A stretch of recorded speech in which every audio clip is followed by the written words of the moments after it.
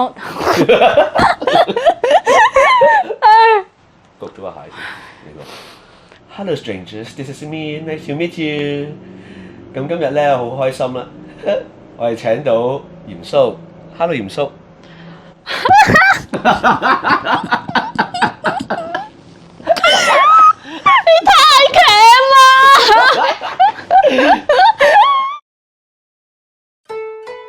Hello strangers, this is me, nice to meet you。咁我哋今日好開心，請到鹽叔。鹽叔你好。你好，阿米。Hi， 大家好。咁好開心阿米今日請我嚟呢一度啦。咁其實呢壇嘢咧，我哋都搞咗好耐㗎啦。咁最近我哋拍咗條片啦。咁其實都好唔好意思嘅對阿米，就係上年10月就已經拍咗啦，跟住近排先出啦。阿米就呢幾排積路好喎，佢就話：喂，鹽，我睇咗你長須好似幾正喎。講莊子嘅喎，咁就不如喂用咗佢啦，就講個莊子講個佛學咁樣，所以今日我哋就上嚟玩啦。我就想問阿米，你睇完我條長須，你會覺得係點嘅咧？我睇完長須之後覺得好開心啊！哇，原來咧一邊做 lecture，就同一時間有好多好 performative 嘅元素啦，會做一啲 drama 啦，戲劇嘅效果啦咁。咁你知道我都有玩 drama 噶嘛，所以我就覺得啊好神奇啊，好新奇，而且有時候莊子嗰啲思想咧，我都覺得係同佛學啊或者佛教嘅概念咧有啲相通嘅地方。咁我睇嘅時候咧，我諗咗好多嘢啊，即係嗰啲咩啊係啦，譬如講逍遙啊，係啊，講點樣做人可以無我啊，點樣做人可以放下執着啦。其實呢啲有時候我都會諗下，好似同佛學嘅佛家嘅某啲概念好似相通啊。咁所以咧我就哇好開心啊睇嘅時候。咁於是就有時會想即係睇嘅時候就諗啦，其實即係逍遙係咩幾一回事咧？佢同佛有啲咩係類通，但有啲咩唔同咧？咁呢個我諗咗好耐，所以我睇得好開心咯。多謝你。好多謝阿米同 share， 我都好開心阿米佢會嚟睇我哋。咁 lecture performance 呢樣嘢都係我第一次做，所以就好高興阿米可以嚟睇啦咁。咁咧喺呢度我又想問下阿米嘅喎，莊子同佛家都好似有一個目的係，佢係想喺塵世之中獲得一種自由喎，你同唔同意咧？我覺得都係㗎，但係我覺得嗰種自由有少少唔同，或者我覺得嗰種自由嘅嗰個諗法有少少唔同嘅。即係如果喺我對即係莊子同埋佛學粗淺嘅理解啦，其實咧我覺得莊子更加着重嘅一種咧係心靈嘅自由，而心靈嘅自由點樣獲得咧？就係其實佢發現咗，其實咧我哋好多時候係好多時候個世界其實冇咁多對啊錯，好多時候係我哋自己俾某個我哋自己一己嘅成見，我哋叫誠心啦，跟住限制咗我哋睇世界嗰個方式。咁所以咧，其實真正嘅自由係我哋寫超越自己一個好殊別個人嘅觀點。我睇到大啲嘅所謂嘅觀點嘅碰撞，其實唔係真係有個我嗰個就啱，嗰個就錯咁樣。所謂此一是非，彼一是非。咁我哋只要超越咗呢一個嘅時候咧，我哋可以放下咗某啲執着。所以我哋好多時候咧，其實莊子更加強調係嗰種我哋會唔會俾某一啲念頭，因為我哋嘅成見誠心執住咗，就成為咗我哋嘅慾望啊方向啊。咁我哋可唔可以放開佢咧？咁但係我自己覺得喺佛教角度嚟講，更加仲要揾到嗰個自由嘅角度嚟講咧，就係要睇穿個世界實相咯。咁所以好強調嗰種咧，就係般若智或者去無明啊。就係咧，我哋要睇個世界，知道其實嗰啲係緣起性空嘅。其實嗰啲嘢咧唔係真係咁有必然嘅保證啊，唔係真係有一個實體喺度去支撐住個世界。咁我哋睇穿呢樣嘢之後咧，就唔會再執住佢。所以更加重要嘅唔係即係莊子，可能就係要諗辦法嚟到個自我，唔好咁執着。但係同一時間佛家更加強調係睇清楚個世界嘅實相。咁呢個就係我會覺得所謂嘅般若智或者如實觀咁嘅話咧，先至可以獲得嗰種自由。咁所以都係獲得自由，但係我覺得嗰個途徑有少少唔同咯。我呢度嘅米咧係好有洞見啊！頭先個睇法，佢就提到莊子同埋佛家之中一啲比較相似啲嘅地方，都係追求一種智慧啦。咁但係似乎佛家嗰邊就會用一種般若智慧去觀照呢個世間。咁但係我哋可以度討論下嘅就係，咁莊子係咪都有呢一種叫人哋用一種智慧去睇呢個世界？就好似頭先米你咁講，係彼一是非，跟住知一是非咁。咁喺嗰個是非之間，我哋點樣可以從一個比較高嘅角度去睇件事咧？我覺得係咁嘅。對於莊子嚟講咧，佢嗰時見到有時佢嗰個年代啦，見到好多咧儒家同埋墨家嘅辯論咧，咁其實佢好多時候都會講，譬如齊物論同逍遙遊裏面都講好多嘅，就係其實佢哋嗰啲爭拗咧，只不過係用自己嘅一孔之見去睇個世界，好似自己個窿咁樣去望出去。咁所以咧，其實只不過係自己嗰個窿啫嘛。咁佢睇唔到個大嘅 picture。咁所以咧，道家或者莊子自己覺得咧，我哋可以跳高一層，我哋清楚其實好多時候呢，只不過我哋睇個世界成嗰啲誠心咧，搞到我哋睇唔到個世界嘅整體。咁所以對於莊子嚟講，我覺得更加重要嗰個智慧係咩咧？就係睇穿其實我哋好多時候只不過係某一個觀點同角度去睇嘢。咁我哋可唔可以睇到一個更加大嘅咧？咁所以去到後尾咧，佢有時會甚至講我哋可唔可以揾到個環中？個環中你睇下就係、如果你諗下有個環，每一個點咧其實都係某一種世界睇世界方式同埋角度。咁但係我哋可唔可以揾到中間嗰個位咧？而中間個位就你可以見到其實冇嘢，冇嘢意思係咩？就係、其實唔係側邊每一個窿睇到嘅嘢，就係全部咯。就其實有一個更加大嘅空嘅嘢喺中間。咁嗰個嘢我哋可唔可以去得到咧？咁佢就會鼓勵我哋咧，好似大牌咁樣有一個大啲嘅智慧，跳高一層去睇。咁我估呢個係莊子想我哋獲得某種逍遙嘅第一個境界。咁嘅話咧，我哋就唔會俾某啲成見所要求我哋睇嘅嘢咧，去變咗，譬如有啲念頭啊，去執住咗我哋，覺得我哋人生我一定要咁樣行先係啱，因為咁樣行先至係好嘅人生。佢就會覺得咁樣可以跳出一層，獲得某種自由逍遙，唔會俾嘢束縛住咯。好啊，我覺得頭先就講到係點樣跳出一層啦。咁阿米佢都提供咗一個即係好 all-round 嘅一個 briefing 啊，即係可以睇到莊子同佛家嘅相似，然後莊子嗰邊又點樣去令到件事即係可以逍遙一啲咧。咁但係我哋覺得我哋呢個討論咧可以再 focus 一啲嘅。咁我就不如我就提出幾個 idea， 大家一齊 brainstorm 下啦。好啊。咁啊頭先咧嚴肅。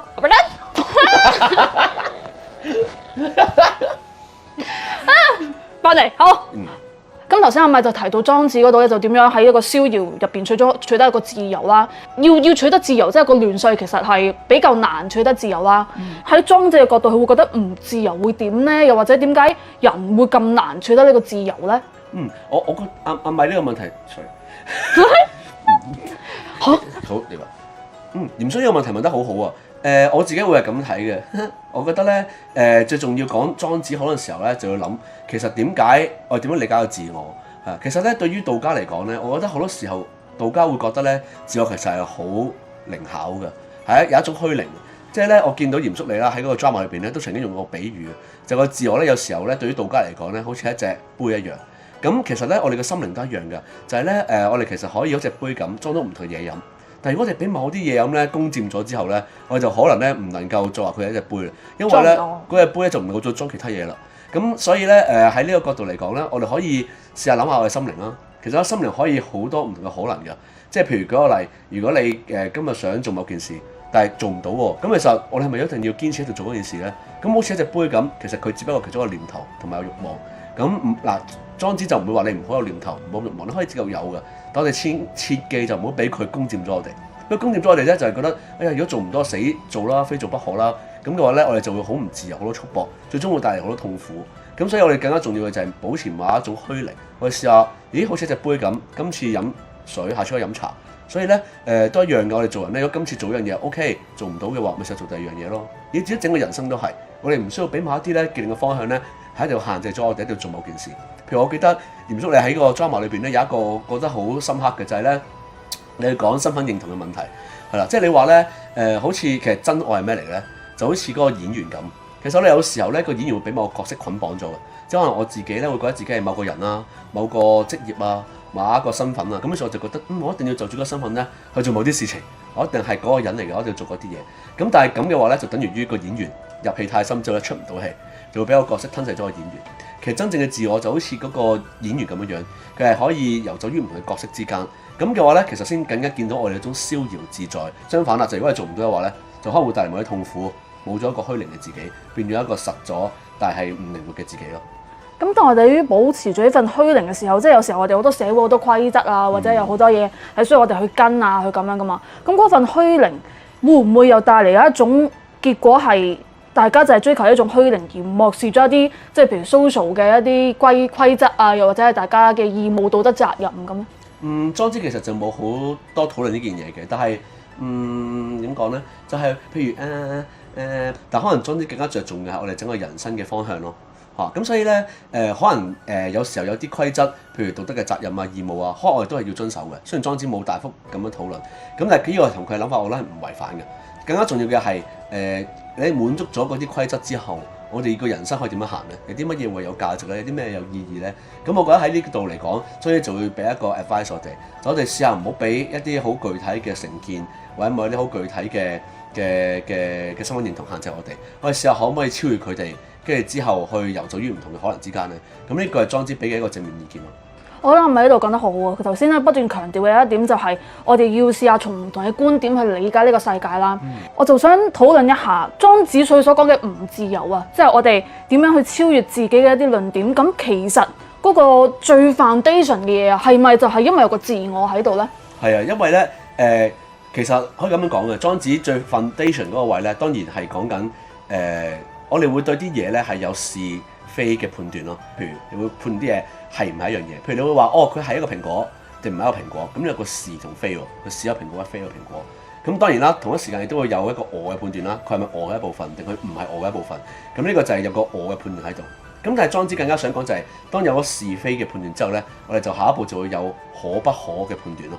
係啦，呢個就係價值嘅判斷，就係咧如果我哋話呢個係蘋果唔係蘋果，就會判斷係蘋果就係好嘢，唔係蘋果就係差嘅嘢，可能係咁。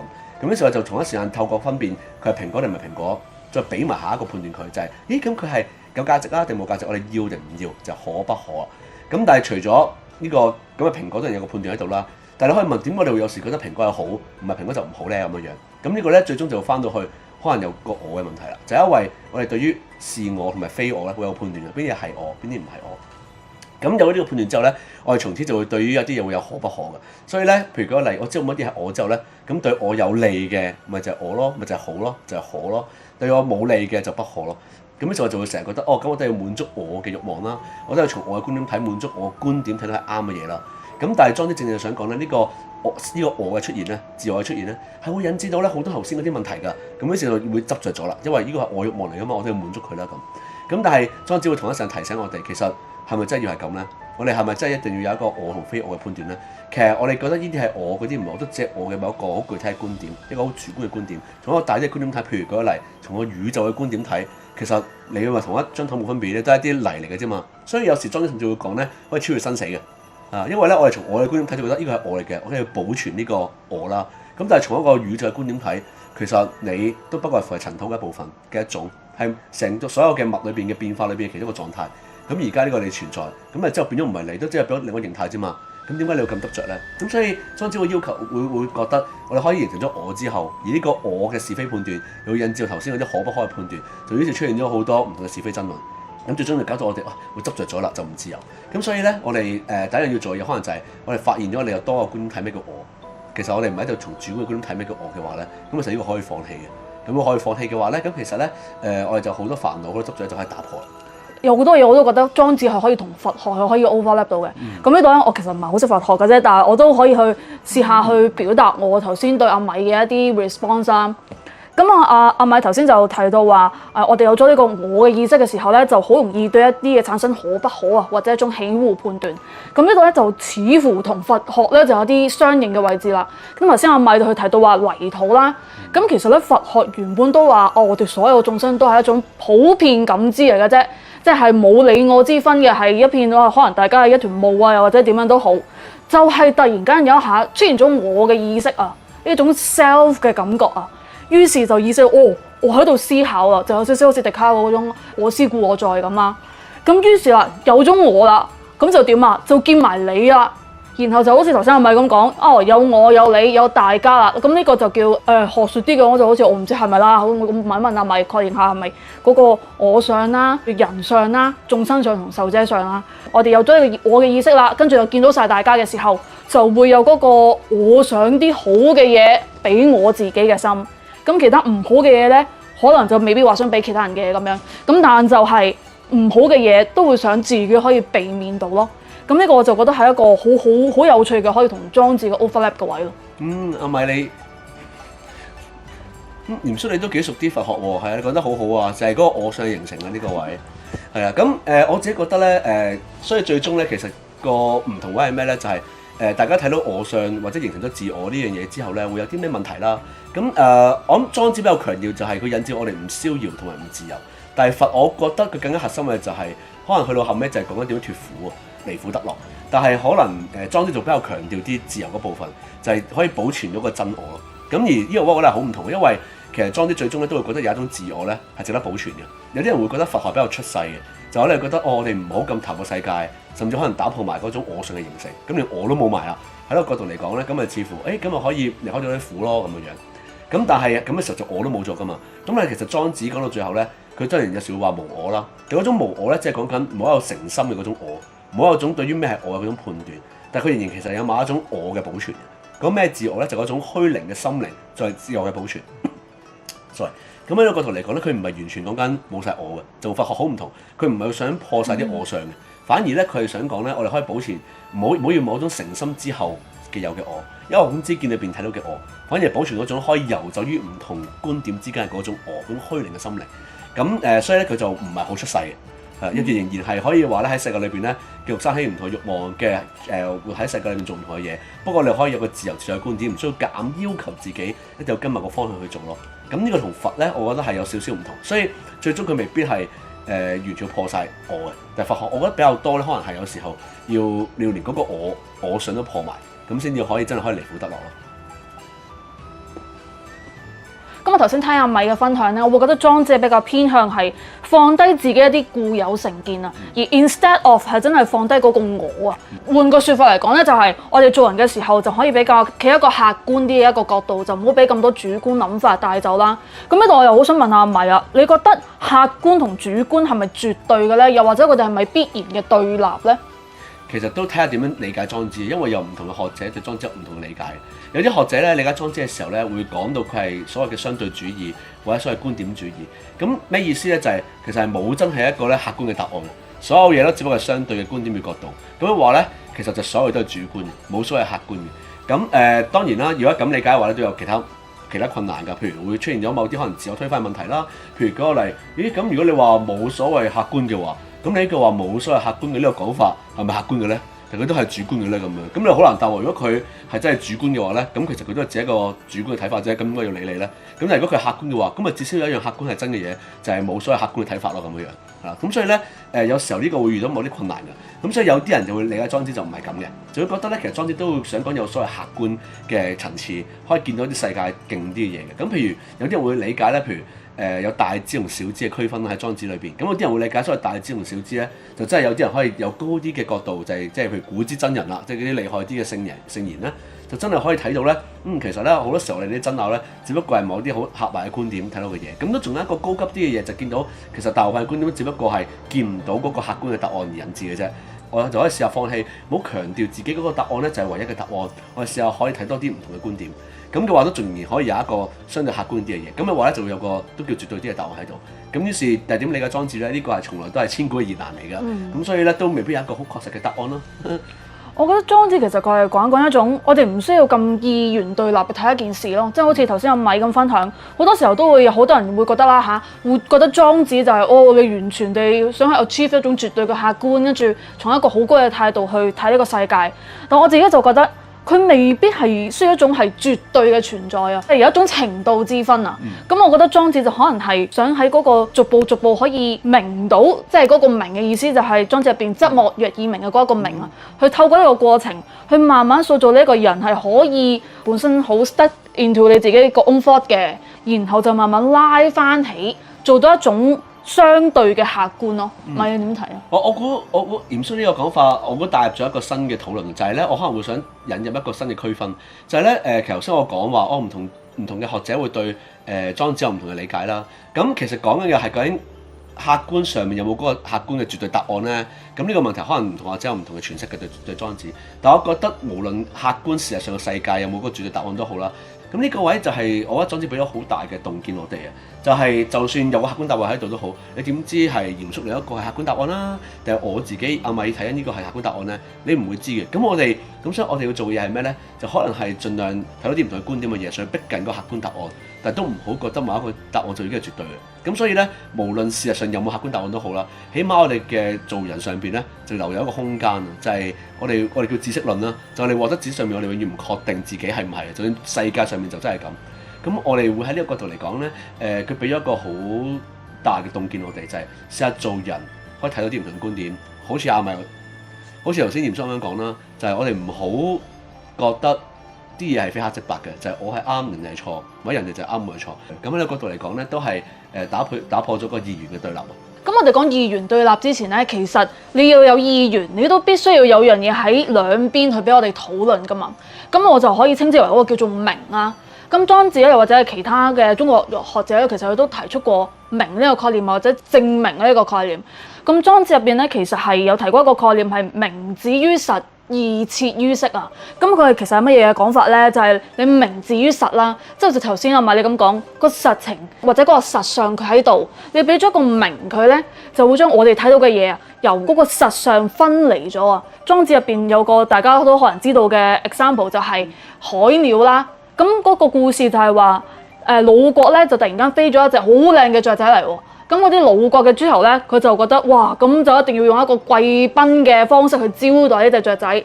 咁貴賓係點咧？貴賓就梗係要俾大魚大肉啊，又或者係嗰啲音樂啊、轟轟聲啊咁樣啦。但係咧，當佢哋做咗呢件事嘅時候咧，嗰隻海鳥3日之後就死咗。講呢個故事就因為可以帶應翻我哋嗰度嘅明止於實嘅意思，就係哇，嗰個魯國嘅諸侯係似乎被呢一個賓客嘅名啊所帶走咗啊，而見唔到個實相係點樣咧？實相嘅就係隻海鳥就係唔適切呢一啲生活，海鳥嘅生活嘅方式就應該係俾佢自由地飛啊，又或者係最多俾啲糧佢食咯，which is 我唔知道好唔好啦，即係海鳥。咁呢度就會 create 咗一個 separation 喺度，去令我哋 kind of 係盲咗嘅狀態啦，咁就見唔到個實相。咁我覺得呢一度係好有趣嘅，就似乎係同佛學都有關嘅，所以我就好想帶入呢個討論。咁唔知係咪頭先聽完之後有咩諗法咧？我覺得嚴叔呢個講法咧係帶入咗一個好重要嘅概念，就係語言。因為不論喺佛學裏邊啦，定係喺道家嘅思想裏邊咧，其實佢哋都好多關於語言嘅討論嘅。就係譬如佛家都有所謂指月嘅手指嘅討論啦。就好多時候咧，我哋當嘗試用語言去講某啲佛學或啲佛道嘅時候咧，跟住有機會咧會唔覺意咧，大家就係 focus 喺嗰啲語言上邊，而果就好似一隻指月嘅手指咁啦，佢係指個月亮嘅，但我哋淨係討論指個月亮嗰個手指就即係語言，而有機會當語言有問題嘅時候咧，就令到我哋行歪路。咁點解語言會有機會有一啲令我哋行歪路嘅地方咧？咁個原因就係因為你可以諗下，其實語言咧係必定要二元對立嘅。譬如我講蘋果，咁蘋果呢個字點可以有意思咧？就係因為一定有啲嘢係蘋果，同埋有啲嘢咧唔係蘋果，係嘛？如果咧所有嘢都我話蘋果呢個字係指咗所有嘢嘅話，佢就冇意思嘅。有意思係因為佢可以將個世界分開兩半，一半係蘋果嘅，一半就唔係蘋果嘅。咁啊蘋果咪指係蘋果嗰邊嘅嘢咯。咁呢個會出現咗咩情況咧？就係其實個世界無啦啦俾佢截然二分咗，甚至乎自我都係。你俾咗個名，譬如你叫嚴肅咁啦，因為個名就分咗啲嘢係嚴肅，即係你啦，同埋有啲唔係嚴肅，即係其他嘢，譬如好似我咁啦，因為叫你做嚴肅啊嘛，就於是覺得哦呢個東西就俾我冇錯啦，不過升高勾咗整咗出嚟。原本咧其實你同其他人可能冇呢個區分嘅，但係而家你有咗呢個即係就成咗某個觀點，於是就開始有咗言不言，你係咪嚴肅咧？係。咁於是就有可不可啦，啲嘢嘅價值高低就出現啦。對呢個就唔係嚴肅咁樣。冇錯啦，所以好嘢就唔好俾我咯。如果係好嘢就應該俾你咯。如果喺你嘅角度去睇，咁又出現咗我同你觀點唔同咧，就於是大家就有爭拗有分歧啦。咁喺呢個角度嚟講，就令到我哋有執着啦，開始令到我哋又唔自由唔逍遙啦。所以如果你要逍遙嘅話咧，最終一定要打破呢個語言嘅呢個迷思啦。所以點樣明止於實咧？就係你無論用啲咩名都好啦，最終你睇翻個實相係點樣樣。呢個先係我哋要做到獲得嗰種智慧，可以逍遙人生嘅時候咧，就要做到嘅嘢。頭先係咪講咗有一樣嘢，我覺得好有洞見嘅就係，或者我哋可以再討論多啲嘅就係，頭先係咪提到就係語言係必然會創建一個二元對立嘅局面，又或者佢會令到我哋好 stick to 自己嘅觀點啦。咁其實咧，我自己印象中禪宗都有類似嘅講法嘅，就係話不立文字，直指人心。咁不立文字嘅意思並不是話佢完全摒棄晒所有文字嘅使用，而係你一諗文字，你一諗佢點樣去解釋一樣嘢嘅時候咧，佢就會好似莊子咁樣講，就話唔係嗰件事啊，就會變咗。因為始終我哋用文字嘅時候，好多時候都唔會表達到嗰一樣嘢嘅實相或者究竟係點樣。甚至我哋如果 let's say 一個 example 就係空啊，如果我哋講空嘅時候，我哋都好 drill into 究竟空係乜嘢啊？又或者空係空，色即是空，空即是色呢一樣嘢，究竟點解色即是空啊？係咪其中一個載體啊？等等。當我哋太諗嘅時候咧，反而會遠離咗嗰個真正空嘅意思啊。所以咧，禪宗係好算喺呢度係 kind of 係唔提倡我哋用文字去咁樣去去諗呢個世間嘅一啲嘢啦。佢都話我哋嘗試要避免呢一種對空嘅詮釋等等。咁所以呢度我就會覺得同莊子有個好有趣嘅 overlap 嘅位置咯。如果從莊子嘅角度嚟講咧，其實語言咧係切割個世界嘅，即係你可以諗其實世界咧一大嚿咁啦。其實點解呢部分切出嚟就係一個獨立嘅實體，係一個個體，隔離嗰個係另一個個體。呢張台係張台，呢部機係部機，點解呢啲嘢會自己獨立咗出嚟咧？咁樣樣，咁其實你可以將佢睇成係個世界嘅一部分，係呢幾樣嘢連埋一齊同一個東西㗎。點解佢係一個東西，另一個東西點樣分開呢啲東西？咁喺莊子角度嚟講，其實語言咧係幫我手，因為二元對立啊嘛。每次你有作個新嘅名嘅時候，你就會升高勾咗某一個東西出嚟，佢就切開咗世界一部分。咁你有好多個名，就咪切咗好多嘢咯。咁但你可以諗到，其實任何一個對個世界切割嘅方法，都即係其中一種方法嚟㗎嘛。有其他人可以用其他語言嘅話，咪有其他切法咯。咁喺呢個講法下邊咧，其實我哋唔覺意會 create 咗好多二元對立咧，就係形成咗我嘅觀點同你嘅觀點，可能好唔同嘅。但我執咗於我嘅觀點睇到嘅嘢，而呢個係二元對立而引致嘅。咁呢個位咧，其實同佛家有個相通類通嘅地方。頭先阿嚴叔引咗一個位咧，我覺得好好啊，講得就係關於空嘅討論。咁當然啦，我哋關於咩叫空，跟住講下空係點，咁會講到好太過談個語言嘅討論裏邊會有機會迷失咗啦，有機會甚至乎違反咗提出性空嘅時候原本嘅原意啦。咁你更加重要嘅係咩咧？就係、其實點解禪宗會咁相信要不立文字，又或者就算用語言都好啦，我哋唔係用語言嘅嗰個意思嗰層咧去説明嗰個佛理，而應該透過語言做一個工具咧去駁醒你。咁點解會要用到咁咧？咁樣咁事實上佛學裏邊咧或者佛教裏邊咧，都冇啲宗派係好強調語言嘅辯論嘅。所以你有時去到西藏旅行，你都見到咧，譬如藏傳佛學會有好多辯經嘅環節，佢哋真係好強調語言裏邊嘅辯論。但有啲宗派會覺得唔係喎，語言其實係會誤導我哋。點解會咁咧？其實仲有一個好重要嘅原因嘅，就係咧講語言嘅時候咧，唔知大家覺唔覺？因為有好多名詞，而嗰啲名詞咧，佢似乎咧係覺得，譬如我講台、講凳、講蘋果咁啦，好似係講緊咧嗰樣東西咧係自己獨立嘅一樣嘢嚟。蘋果就係蘋果咯，台就係台咯，佢同世界可以彷彿割裂咗、切咗佢出嚟，佢就係一樣嘢或者 type 嘅嘢。咁但係咁講嘅話咧，睇唔到一樣佛學好重要嘅智慧啦，就係佛學有個講法，其實所有嘅東西咧都係緣起性空。而緣起性空意思係咩咧？就係佢總係有佢嘅因同埋緣，使得佢可以存在同埋成立㗎。咁嗰啲因緣冇咗嘅時候咧，佢就冇㗎啦。咁但係如果佢係有其他因緣嘅時候，咁咩意思啊？就係一棵樹嘅存在，一定要有種子，一定要有陽光，一定要有水分，佢唔能夠自己獨立嘅。所以其實冇任何一樣嘢係實體，佢全部都係性空。咁但係語言咧，一講名詞咧，我講蘋果、講棵樹啦、講張台啊，就好似佢係實咁樣，係同其他世界嘅嘢咧係割裂咗，佢自己獨立自存。咁呢個時候咧，所以咧佛學有好多嘅門派就會覺得，其實語言本身咧用咧就一定出事嘅，因為語言本身就係會有好多名詞，因為名詞就令我哋覺得嗰啲係實，可以指嗰啲實體咁樣。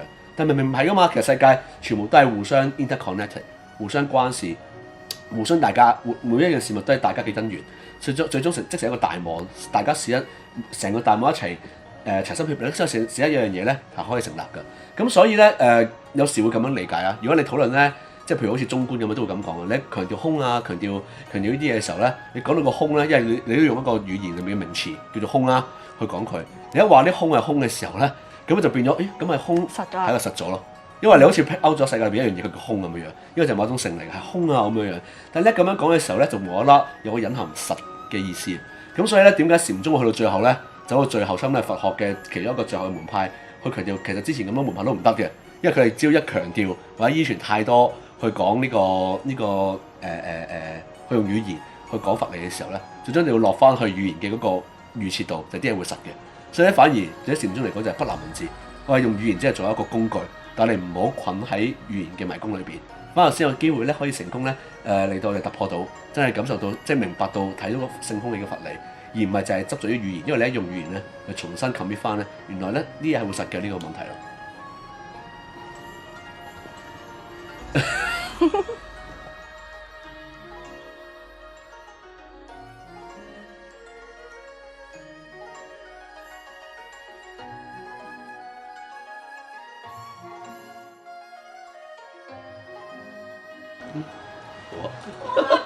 即刻有晒 feel 啊，係爭佢啦！好笑。